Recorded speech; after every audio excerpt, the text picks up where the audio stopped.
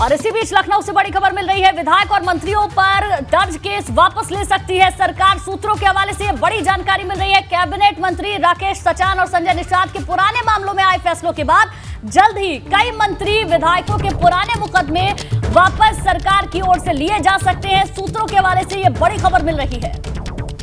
तो मुकदमे वापस लेने की प्रक्रिया जल्द शुरू होगी। सरकार ने तकरीबन आधा दर्जन मंत्रियों के खिलाफ मुकदमे हैं और इन मुकदमों को वापस लिया जा सकता है। तो बड़ी खबर, ये बहुत बड़ी खबर है सियासी तौर से, क्योंकि ये खबर आ रही है सूत्रों के हवाले से कि विधायक और मंत्रियों पर दर्ज केस वापस ले सकती है सरकार। अनुभव हमारे साथ जुड़ गया। अनुभव, ये बहुत बड़ा फैसला होगा अगर ऐसा होता है। पहले भी सियासी बखेड़े मुकदमों की वापसी को लेकर होते रहे हैं।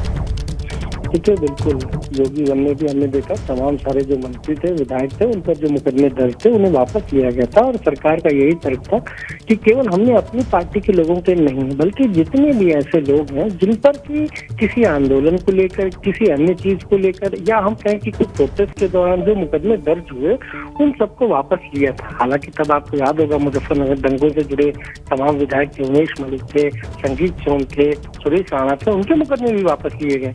और अब जिस तरीके से कैबिनेट मंत्री राकेश सचान का 35 साल पुराना एक गिट्टी चोरी का मामला, फिर संजय निषाद का जो 2015 7 साल पुराना मामला है, ऐसे मामले जो बहुत पुराने हैं उनमें अब ये विचार किया जा रहा है कि इसको वापस लिया जाए और देखा जाए कि किन किन धाराओं में ये मुकदमे दर्ज हुए हैं। कुछ ऐसे भी मुकदमे, जैसे संजय निषाद पर मुकदमा देखिए, जब वो प्रोटेस्ट कर रहे थे, निषाद समाज की मांग को लेकर प्रोटेस्ट कर रहे थे, रेलवे ट्रैक घेर रहे थे, तब पुलिस फायरिंग होती है, एक व्यक्ति मारा जाता है, उस समय का ये मुकदमा है और उसमें कहीं न कहीं आंदोलन वो कर रहे थे। तो इसीलिए अब ये तैयारी है कि जो भी जैसे पहले मुकदमे वापस लिए गए, खासतौर से जनप्रतिनिधियों के, विधायकों के, मंत्रियों के, उसी तरीके से फिर एक बार जो प्रस्ताव है वो आएगा और उसमें तकरीबन आधा दर्जन ऐसे मंत्री जिन पर इस तरह के मामले दर्ज हैं, कहीं आंदोलन के दौरान। लेकिन अनुभव, अगर ऐसा होता है, क्योंकि सूत्रों के हवाले से ये जानकारी है, तो विपक्ष की तरफ से क्या रुख रहेगा? क्योंकि ऐसा नहीं है कि पहले इस तरीके के मामले उठे नहीं हैं और ये जो केस दर्ज हैं उसमें भी कैटेगरी होगी, जैसे कि कई कैटेगरी तो आप ही बता रहे हैं। देखिए, बिल्कुल विपक्ष को तो एक मौका बिल्कुल मिलेगा सरकार को घेरने का, और हमने अभी भी देखा जब चाहे राकेश सचान का मामला आया हो या फिर संजय निषाद का हो, किस तरीके से विपक्ष ने घेरा है।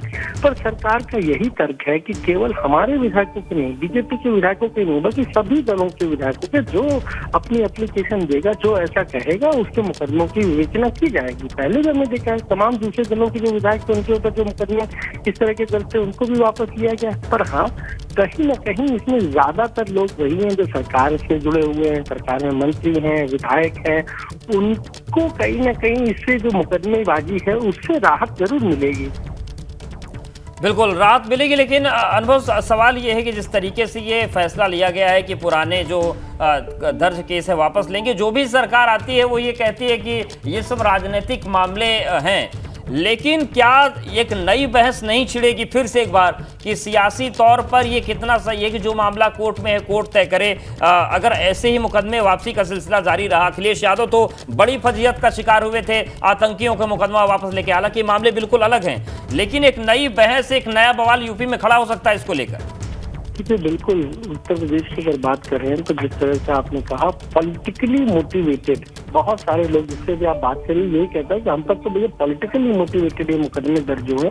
तो सरकार का ये कहना है कि जो इस तरह के मामले हैं हम उन मामलों में उनका प्रस्ताव तैयार करेंगे और जरूर कोर्ट से। चलिए ठीक है अनुभव, बहुत बहुत शुक्रिया आपका पूरी जानकारी देने के लिए।